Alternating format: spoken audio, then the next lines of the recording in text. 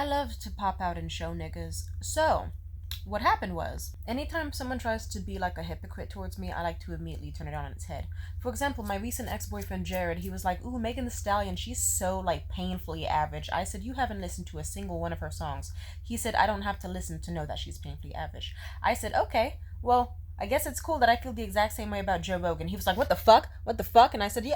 He was like, you don't even listen to his podcast. He's great. And I said, he's so painfully fucking average and stupid.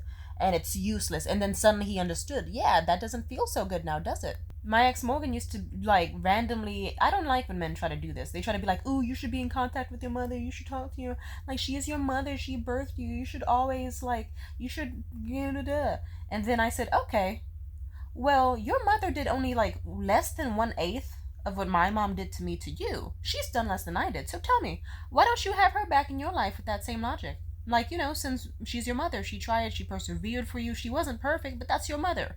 You should talk to your mother. Suddenly that nigga understood. It's like, yeah, you don't want to keep that psycho bitch around, right?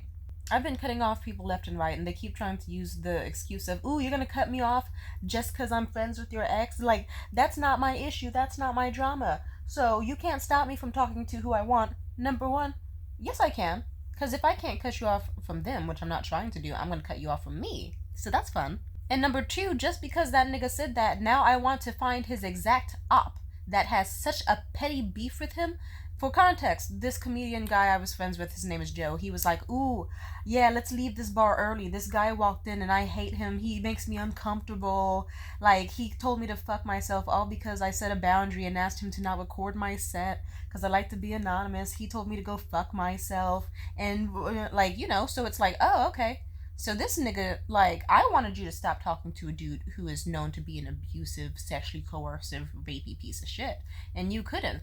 So, what if I just met that nigga that you hate and then went to an open mic with him, started clinking drinks and shit, just like, hey, what's up? Sitting front row as you were the fucking host. And making you sit there and watch me, your supposed friend, canoodle with someone you hate. Suddenly that wouldn't feel so fucking great. I love to be hypocrites. I love to just flip it back on people. Just like how family members will be like, ooh, the way I'm talking to you isn't disrespect. We're family, you just can't take a joke. But then, oh, when I start telling jokes and talking the same way they do to me, suddenly it's a motherfucking problem. Suddenly it's disrespectful and I'm evil and I'm worthy of getting my ass beat. Crazy. Maybe, just maybe. I always had a sense of humor, but maybe your sense of humor is being a fucking sadistic cunt. And my sense of humor is just like, puns. Or Dave Chappelle, or Bo Burnham, normal stuff. Maybe I'd like my mom always tried to say I didn't have a sense of humor because I was one of the only people in her household who wouldn't laugh along to avoid like awkward silences when she would joke about how she used to beat our asses as kids. But it's like, I bet your ass, if I was like, ooh, it was so fucking funny when my mom got a gun pulled on her when she was fucking 4 by my grandmother.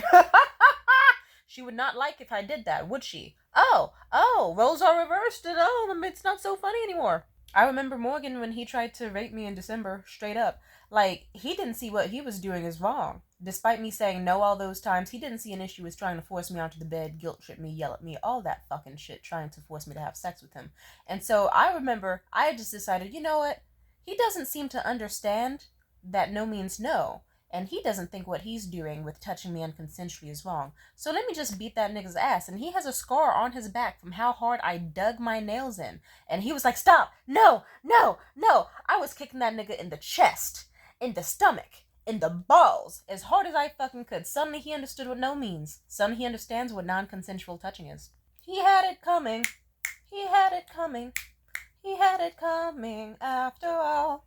I remember once when I was younger, I was just chilling with my cat, but my cat used to do this thing where sometimes shit would be caked to her asshole, and she would just like, once I was eating food, and she put her ass like right here, and I was like, oh, Clay, move your butt out of my face, I don't want to see your butthole. And my grandmother and my mom saw that, and then instead of, like, they just went, it's a cat. Cats have their tails up. Oh my god, Tamia, be mature, be fucking mature. So guess what? I held that beef for fucking years, until eventually, months passed, guess what? The cat came in my room, did the same shit to my grandmother. She was like, get your fucking ass out of my face, with her toothless ass. And I looked at her and said, it's a cat. Cats naturally have their tails up. If you saw the fucking way she almost pounced out of her chair to glare at me with fucking disgust and started getting angry with me as I just fucking smiled. It's like, oh, okay, you don't remember what you said to me before. Oh, it doesn't feel so good now. Then the same shit happened with my mom, and my mom got hella fucking steamed, but it's like, yeah, maybe you shouldn't have been trying to jump on me and dogpile me for my opinion on if I want a cat's asshole in my face. Ooh. Because when the shoe's on the other foot, you don't like how it fits. I've dated men where they were like, ooh, it's totally normal for someone to not talk to you for every fucking day or for that fucking long. But then when the shoe was on the other foot and eventually I started being the one to distance, suddenly their egos would be hurt and they'd try to come with her back. But it was too fucking late. Next thing you know, the guys who would be like, oh my god, like it's totally normal to see your message and not respond to you for like 7 hours. Grow the fuck up, Tamia. When the shoe's on the other foot, if I didn't respond in like 3 minutes, these niggas would start having breakdowns, calling me going fucking insane. And then I'd be the one like, well, you said it was perfectly normal before to not talk to people for so long. What, I can't have a life outside of you now? And they would get pissed. I love it. I love it. Because I hate when people play in my fucking face. And I love hypocrites specifically because when I get the chance to show them niggas how the fuck it goes, I'm going to show them.